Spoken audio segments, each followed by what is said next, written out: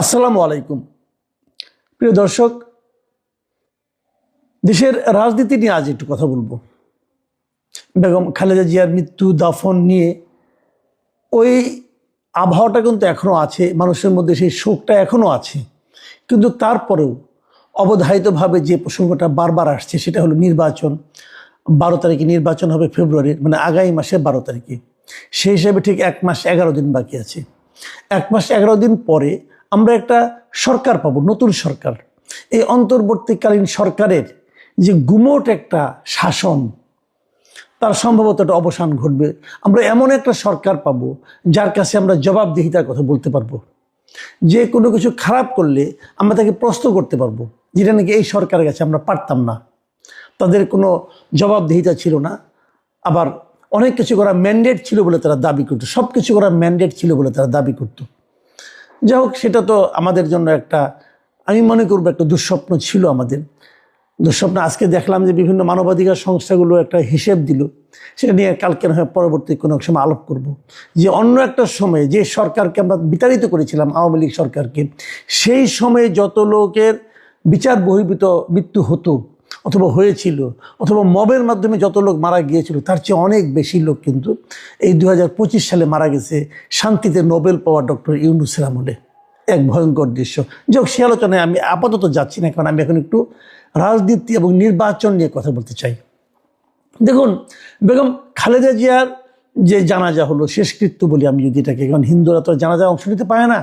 যেহেতু জয়শঙ্কর এসেছিলেন, নেপাল থেকে এসেছিলেন, অথবা আপনার ভুটান থেকে এসেছিলেন, তো আমি যদি ওভাবে ওনাদের আগমনটাকে ধরি, তাহলে আমি বলবো যে ওনার এই শেষ যাত্রায় শোক জানাতে যারা এসেছিলেন, তারা দেখেন আশেপাশে সবগুলো দেশের পররাষ্ট্রমন্ত্রী পর্যায়ের লোকজন এসেছিলেন এবং খুবই পাওয়ারফুল লোক তারা এসেছিলেন। কেন? আমি এটা নিয়ে বারবার বলেছি, খালেদা জিয়া তো দেশের প্রধানমন্ত্রী না, এখন ওনার দলও রাষ্ট্র ক্ষমতায় নেই, সরকারের সঙ্গে ওনারা সরকারেরও অংশ নন। তাহলে কেন এত লোক এখানে আসলেন? এক জয়শঙ্করের সঙ্গে দেখা করার জন্য আমাদের পররাষ্ট্র উপদেষ্টার নানাভাবে চেষ্টা চরিত্র চলে। ওনার সঙ্গে আমরা কিছু বলতে চাই, ভারতের আমাদের প্রতি যে মনোভাব, যে আচরণ, সে আচরণকে আমরা কখনোই ভালো বলতে পারি না। আমরা মনে করি এক ধরনের বৈরী আচরণ তারা করছে।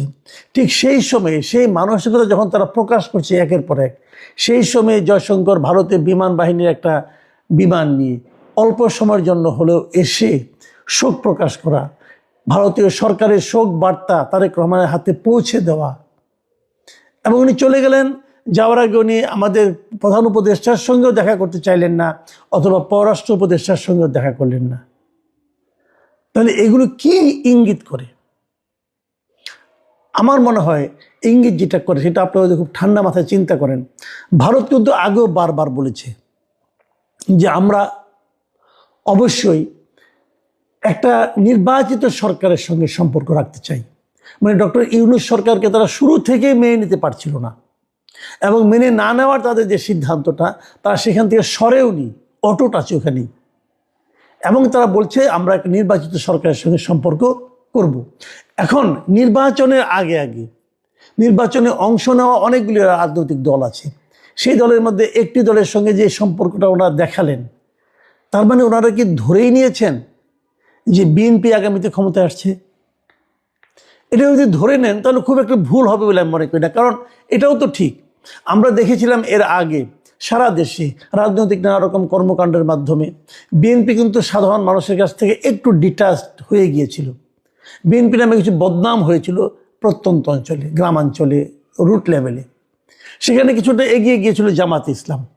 কিন্তু এরপরে গত কয়েকদিনে যে ঘটনাগুলি ঘটলো, হাদির মৃত্যুকে কেন্দ্র করে, প্রথমে হাদির মৃত্যু হলো, হাদিকে হত্যা করা হলো, সেই হত্যার দায়টা বিভিন্ন জায়গায় চাপানোর চেষ্টা করা হলো, সেটা নিয়ে নানা রকম নাটক করা হলো, সেটা নিয়ে মিডিয়ার উপর আক্রমণ করা হলো, অনেক কিছু কিন্তু হলো। তখন আবার একটা বিপ্লবী সরকার গঠনের কথাও বলা হলো। এই সবগুলোই কিন্তু আলটিমেটলি খুব একটা ভিত্তি পায়নি, জনমানুষের কাছে গ্রহণযোগ্যতা পায়নি। এবং এটা আমি মনে করি কোনো একটা গ্রুপের জন্য বড় ধরনের একটা হোঁচট খাওয়ার মতো অবস্থা। এর মাঝে যখন তারেক রহমান সাহেব দেশে আসলেন, তখন ওনাকে ঘিরে যে জোয়ারটা, গণজোয়ার তৈরি হলো, মানুষের মধ্যে যে একটা আনন্দ, একটা উল্লাস অথবা একটা আকাঙ্ক্ষা, একটা প্রত্যাশা আমরা যেটা দেখলাম, সেটা এই একটা জোয়ার।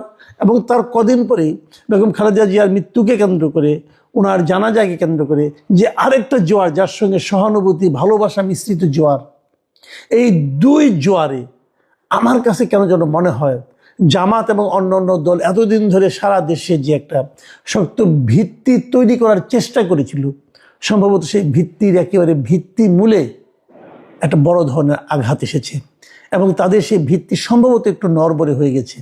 এর মধ্যে আরেকটা বিষয়, সেটা হলো যে জামাতের যে একটা ভারত বিরোধিতার যে একটা ব্যাপার, তারা যেটা নাকি নার্সিং করে তারা করেন, এবং তাদের হয়ে ওই আমেরিকা থেকে ইলিয়াস হোসেন অথবা ফ্রান্স থেকে পিনাকি ভট্টাচার্য যেহেতু নিয়মিত তারা নার্সিং করেন, সেখানেও একটু কিন্তু ঝাঁকুনি খেয়েছে একটা ঘটনায়, যে রয়টার্সকে দেওয়া জামাতের আমির শফিকুর রহমানের যে একটা ইন্টারভিউ, সেখানে উনি বলেছেন যে ওনার সঙ্গে কীভাবে ভারতীয় একজন কূটনীতিক দেখা করতে এসেছিল, এবং সেই খবরটা ওনারা তখন প্রকাশ করেননি।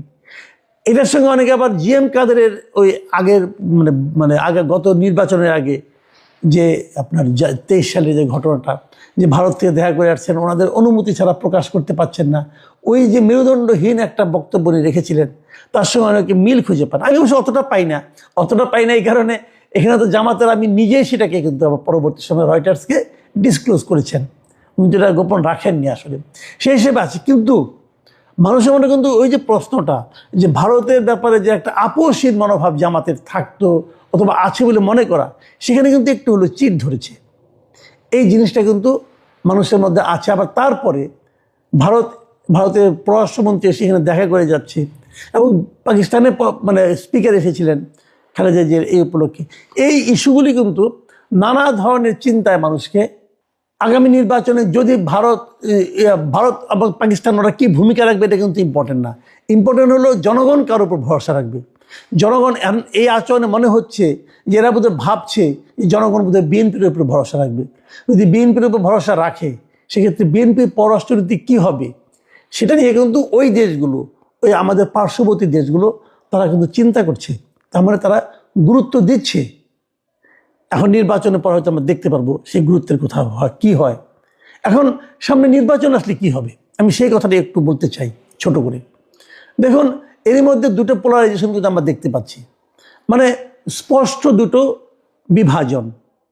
যে জামাতে ইসলামের নেতৃত্বে অলরেডি আমরা যাদেরকে নাকি একসময় জামাতের এ টিম বি টিম বলা হতো, তারা সবাই জামাতের সঙ্গে কিন্তু যুক্ত হয়ে গেছে। এবি পার্টি বলেন আর এনসিপি বলেন, তারা কিন্তু জামাতের যে জোট, সেই জোটের সঙ্গে কিন্তু তারা আছে, এনসিপি এবং এবি পার্টি, আবার ওদিকে ইসলামী আন্দোলন, সব মিলে ওই জোটটা একেবারে মন্দ না, বেশ বড় ছড়া জোটই হবে।